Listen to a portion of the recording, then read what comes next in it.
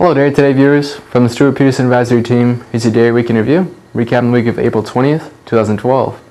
We'll take a look at our component prices here on Friday. As always, we'll start with our cash cheese market. And as you can see, the block markets did edge up a little bit higher, up 4 pennies for the week, and finishing just shy of that 153 mark. Barrels did not follow suit, unchanged for the week, finishing at 146, and did see sellers really aggressively keep that barrel market in check. Did see a lot of cash cheese shake loose for the barrels and a lot of volume exchange hands. But once again, barrels really holding steady with the sellers keeping it steady at 146.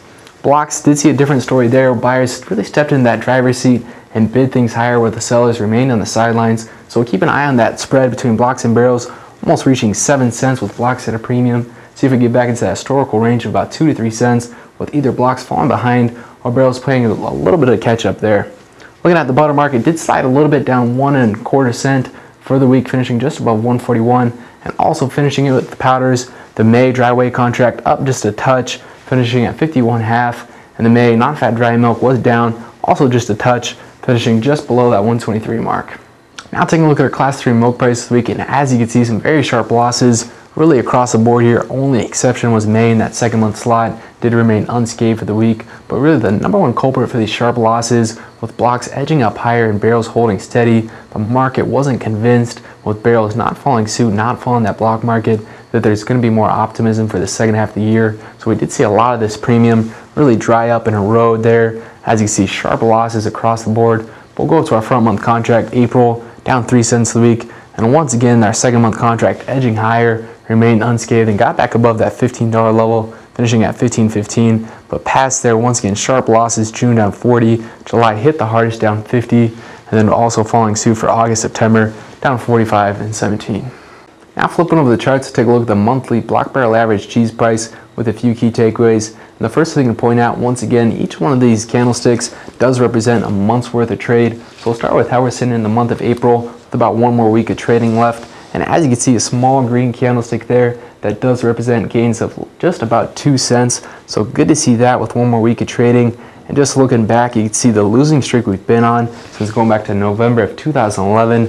After posting strong gains then, you can see that strong reversal we made. And since then have been down, once again, 5 months in a row. So it is good to see that we are on track to put an end to that losing streak. And historically, we've never seen 5 months in a row of lower cheese prices. So also very historically rare to see that as well. But good to see we are moving a little bit higher here and nearing that 150, very supportive level. We'll go ahead and stay in the charts and take a look at the July through December average milk price on a weekly chart, once again noting that each one of these candlesticks does represent a week's worth of trade. And as you can see here, the past 3 weeks, really seeing that selling pressure pick up and momentum really accelerate downward. You can see where we reached the bottom here this week at 1573. So new lows for the year, breaking below those March lows you can see there.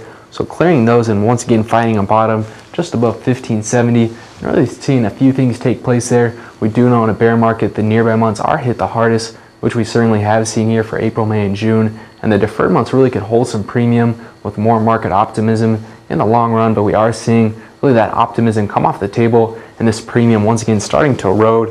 In the second half of the year, the longer the cash cheese holds steady and the market optimism turns south. So once again, that is the biggest culprit. And we'll keep an eye on the second half of the year prices as we go forward. Yesterday afternoon, USDA released the latest milk production report for the month of March. So go ahead and take a look at that report and dive in a little bit deeper. First, looking at total milk production for the U.S. herd was up 8.6% compared to the previous month. Really not a shocker there. February is one of the lower trending production months of the year, so really seeing seasonal growth there. But the more concerning number, up 4.2% compared to the previous year. So once again, really confirms that trend we've been seeing here to start the year and really wrap up that first quarter with January through March really showing strong production. And the two culprits here, milk cows and milk per cow, the herd continued to grow, up 12,000 head from last month and up about 86,000 head from last year. So once again, the herd is continuing to grow, leading to that total milk production on the rise. And also milk per cow, with the favorable weather conditions we've had here over the winter, we did see an increase of about 150 pounds almost compared to the previous month. Compared to the previous year, almost up 60 pounds there. So once again, the mild winter really adding to milk production efficiency across the nation. Now taking a closer look at that March milk production year-over-year percent change number, just to see how it stacks up in comparison to the previous years. So you can see once again where we came in at 4.2%. And as we can see here, going back to 2000, just how this number compares to previous Marches.